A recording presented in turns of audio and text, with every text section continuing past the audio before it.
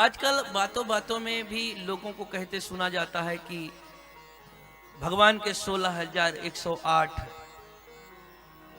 भाई लोग अभी तो थोड़े कम हैं, बाद में कुछ कुछ आए हैं, अभी थोड़ी देर में आते हैं यहाँ नवयुवक भाई भी।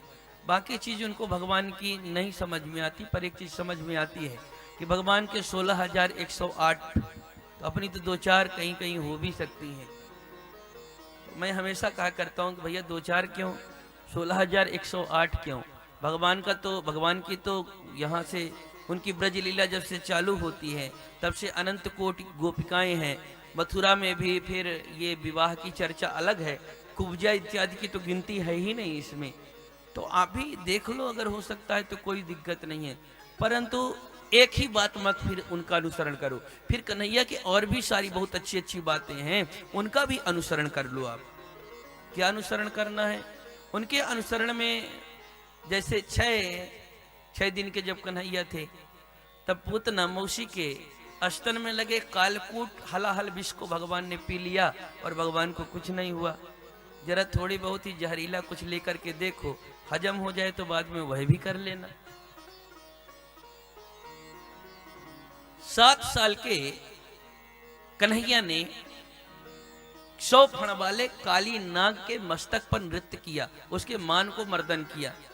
जरा एक बार कोई सर्प जा रहा हो, ठीक से पकड़ के हाथ मिला के उससे देखो प्रेम पूर्वक, अगर यह कर पाना तो आगे भी कर लेना।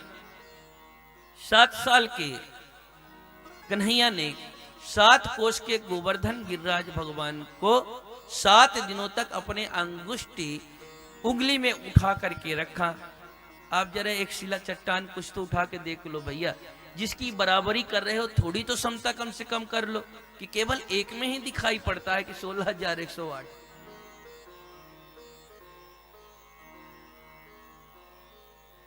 मेरा निवेदन है कि भगवान साक्षात स्वयं परिपूर्ण ब्रह्म है और ब्रह्म की कोई सामान्य पत्नियां हो ही नहीं सकती हैं।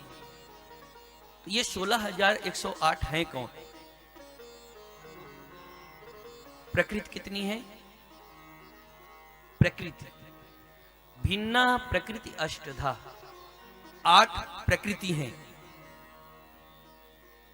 उपनिषद जितने हैं उन सभी उपनिषदों में ब्रह्म तत्व का ही वर्णन कर रही हैं। वो सभी उपनिषद की जितनी भी ऋचाएं हैं, शताधिक, 100 से अधिक, कम से कम 100 मानक, वो सभी जो श्रुतियां, जो उपनिषदों की ऋचाएं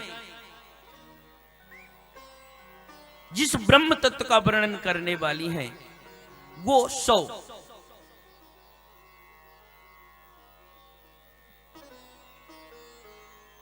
कितना हो गया? 100 उपनिषद के जो उपनिषद वर्णन करते हैं, और 8 प्रकृति, कितना हुआ? 108। ज्ञान कांड के कितने श्लोक हैं, कितने वेद मंत्र हैं? लगभग 84 के। कर्मकांड के 84, मुझको कुछ कंफर्म नहीं हो रहा, पर मुझको याद था, आप लोग देख लेंगे उसमें से। पर एक चीज कंफर्म है कि उपासना कांड के 16,000 वेद मंत्र हैं, ऋचाएं हैं। उपासना का मतलब होता है उप समीप आसन। उप मतलब उस परमात्मा के समान, जो कहते हैं आप लोग बोलती हैं उपवास करना, व्रत करना, और ये जो भी जितनी बातें होती हैं, उपासना उप मतलब उपासना उप आसन, उस परमात्मा के समान सानिध्य करने, जो सानिध्य करने वाली उपासना कांड की जो ऋचाएं हैं, ये 16,000 वेद मंत्र और शताधिक उपनिषदों के, और ये तो सब 16,100 यह केवल रानियां हैं।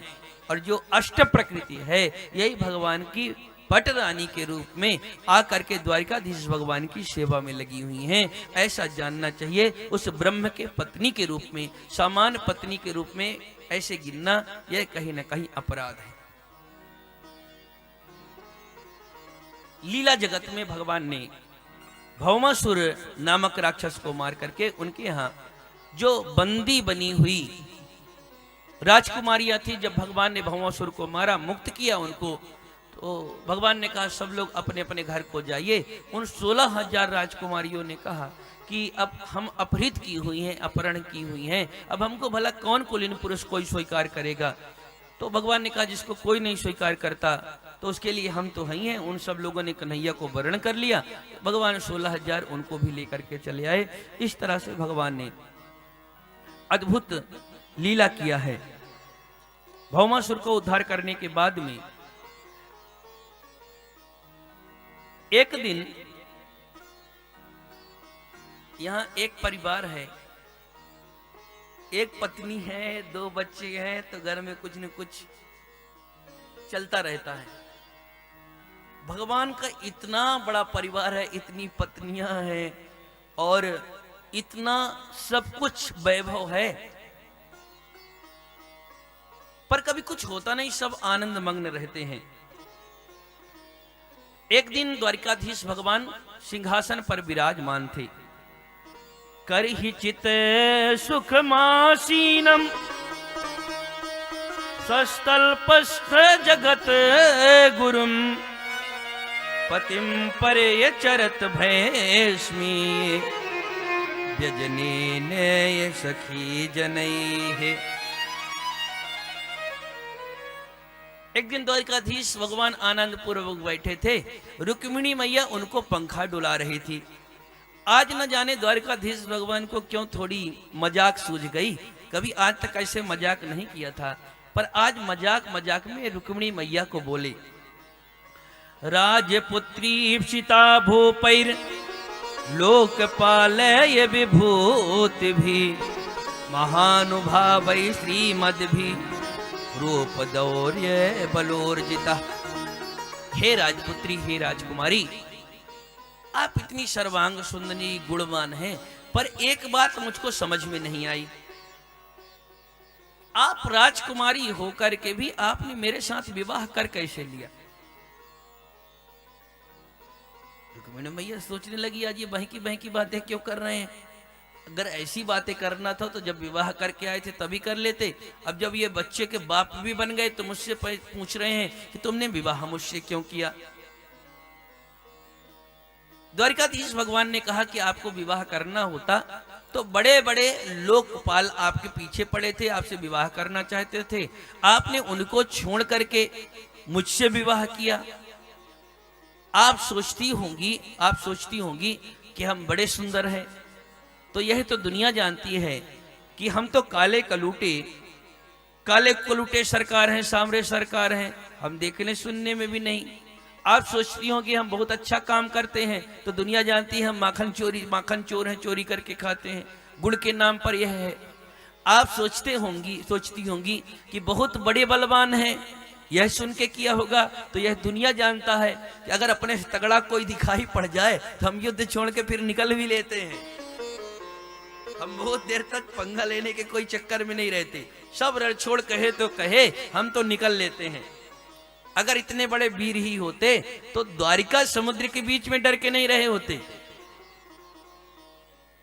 इतना तक कहा, तब तक तो रुक्मिणी मैया सुनती रही, पर इतना कहने के बाद भगवान रुके नहीं, इससे भी आगे बढ़ गए। भगवान ने कहा, देवी ऐसे एक बात कहें, अभी भी कुछ बिगड़ा नहीं है, अभी भी कुछ बिगड़ा नहीं है। अगर आप चाहें तो अभी भी किसी अच्छे कुलीन राजकुमार से।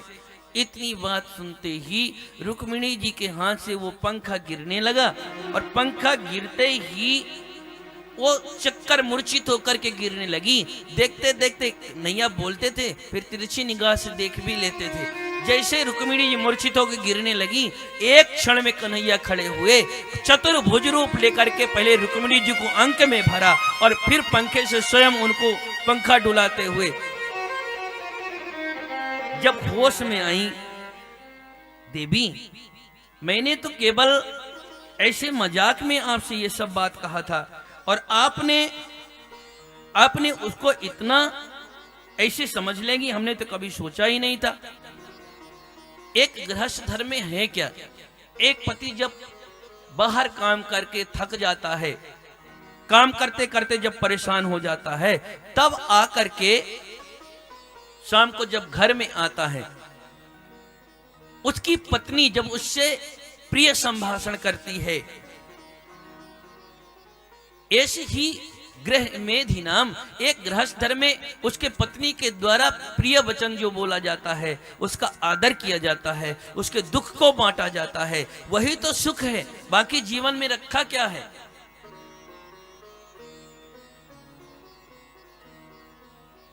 इसीलिए जहां पर सुख की चर्चा की गई है, षठ जीव लोके सुखानि राजन, उसमें दो बातें तो केवल माताओं बहनों के लिए लिख दिया, एक साथ दो बातें लिखा। अर्थागमो नित्यमरोगिता च प्रिया च भार्या प्रियवादिनी च वश्यस्य पुत्रो अर्थकरी च विद्या षड्जीव लोकेषु सुखानि राजन्। अर्थागमो नित्यमरोगिता च प्रिया च भार्या प्रियवादिनी च वश्यस्य पुत्रो अर्थकरी च विद्या। प्रिया च भार्या देखने में थोड़ी ठीक ठाक हो, मतलब रंग रूप से मतलब बहुत ज्यादा नहीं है, थोड़ी देखने में कम ठीक हो तो पता चले उसकी आफत आ जाए। प्रिया च भार्या, प्रिय हो, प्रियवादिनी च देखने में तो बड़ी सुंदर हो जाए, पति थक करके आए पूरा दिन और पूछ ले देवी जी जरा पानी देना, तो देवी जी बोले हाथ नहीं है क्या? ऐसी देवी नहीं। यस्य भार्या सुचिर दक्ष भर्तारे अनुगामिनी नित्यं मधुर वक्त्री च सरमा नरमा रमा।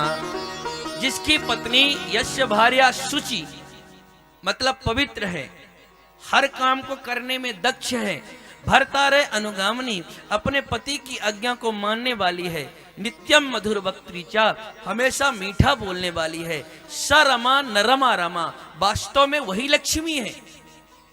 क्योंकि यहाँ जितने लोग बैठे हैं विष्णु भगवान की जो पत्नी लक्ष्मी है, यहाँ किसने देखा है? पर इन गुणों से युक्त जो मैंने अभी कहा है, ऐसे गुणों से युक्त जो नारी है वास्तव में वही लक्ष्मी है।